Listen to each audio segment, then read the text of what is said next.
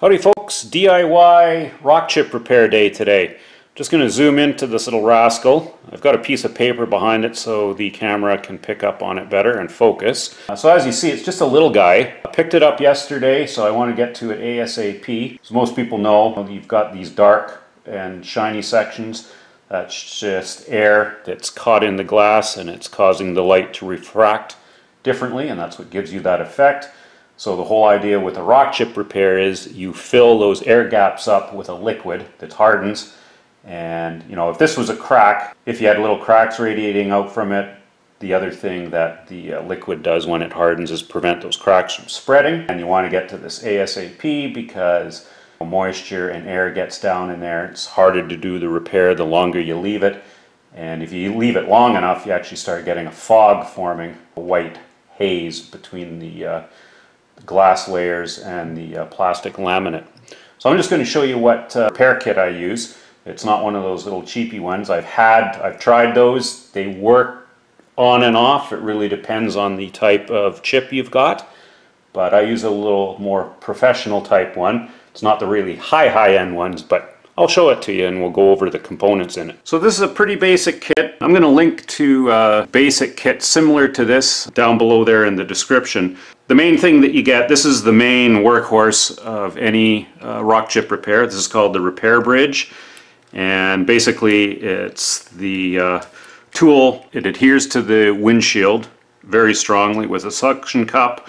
You've got a brace on one side, and then this is your injector plunger on the other side. This is what you fill with the rock chip repair liquid, and it's essentially a plunger or a piston that allows you to put pressure, force the liquid into the crack, but even more importantly then is to pull it to create a vacuum and get any air out of the crack. So the whole idea with rock chip repairs is you're putting in pressure, you're forcing in the fluid, and then you're pulling vacuum on it to suck out any air bubbles.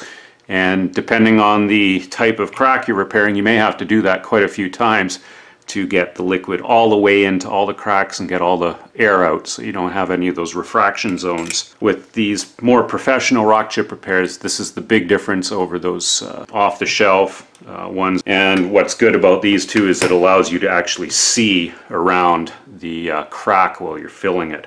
Of course, you can go inside the vehicle and look at it that way as well. Obviously, it comes with the repair fluid. You've got a thin fluid that's actually used for injecting into the crack, and then a pit filler. And I'll show you what both of those are used for. Comes with a UV light. You don't necessarily need one of these if you're doing the repair outdoors in the sun. The sun will work just fine, but we're doing it in the garage here at night. It comes with a little Dremel tool. This is a rechargeable one. I've just got the battery charging right now.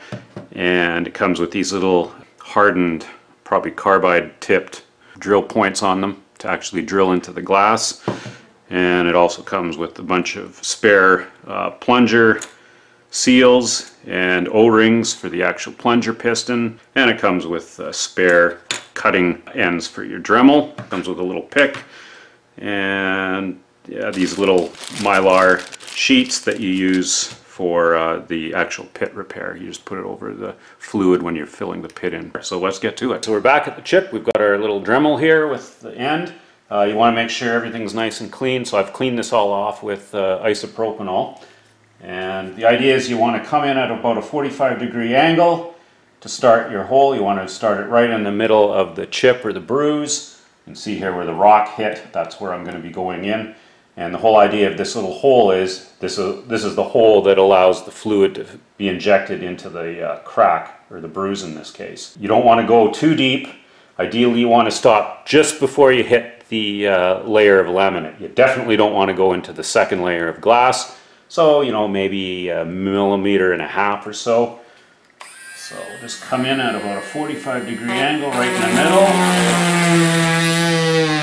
And as it's biting in, we'll go to vertical. I'm going to blow it out with a little compressed air. So now we've got a little hole in there that the fluid can go into. We'll get the repair bridge out. We've got our repair bridge. You just want to center the plunger essentially right over the center of that hole you drilled. And then we'll just lock down the plunger. Then we're going to turn our stabilizer on the one side down, just till it touches, and then maybe go half a turn more. And now we'll turn our plunger assembly down. Again, once it hits, turn about half a turn more. Get some pressure on there just so nothing will seep out. Now we get our fluid. And we'll put in, about 8 drops or so. 9 drops. And this stuff is UV activated. That's why you need the UV light or sun. And now we'll put our plunger in. And we'll just tighten it down till you start feeling some pressure. And once you start feeling the pressure, we'll leave it for just a few seconds, and now we'll back it out to pull a vacuum. And we'll leave it. And I'm going to pause it, but I'll just zoom in. I don't know if we can see anything here. But again, the whole idea is you want to push it in, hold pressure on it, and then pull vacuum by turning it outwards. And you do this a number of times just so you're getting more and more fluid in, and you're pulling more and more air out with each cycle that you do that. I can already see though it's pretty much filled that whole bruise up. So I've cycled that. The big advantage obviously with these more pro type repair kits over the off-the-shelf ones is you can push a lot more pressure in with these.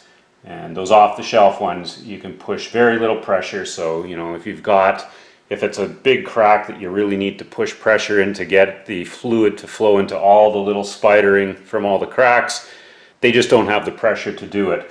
For a little bruise like this, probably one of those off-the-shelf ones would work fine. The danger with these though is you can actually press enough pressure in to cause problems. You can actually force the fluid in between the laminate. At least that's what they say. I've never had it happen to me. So when you're all done, you just release the pressure here. Just going to put a rag under here, and we're going to break the seal. Let me just zoom in. As you can see, all that's left there is that little hole that we drilled. All that bruising is gone. We're just going to get our pit filler, put a drop of that on our hole, and then cover it with the little Mylar. Get our UV light out. I'll just leave that on there for about 5-10 minutes or so to let the repair cure. And while that's going on, I'm going to clean up the plunger assembly here. Where are we?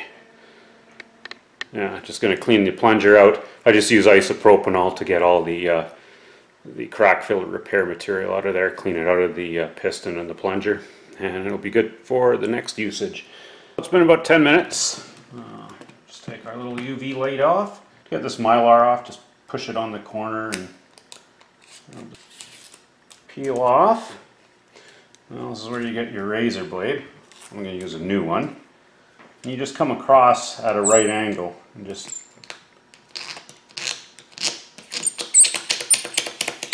get all that stuff off. All the pit filler. And now if it pops out of the pit, you can put some more pit filler in and harden it, re-harden it again. So now what I'm going to do is finish up by polishing it. Now I just use ceramic cooktop cleaner polish. That seems to do good, but soft scrub. You don't want anything that'll scratch the glass, but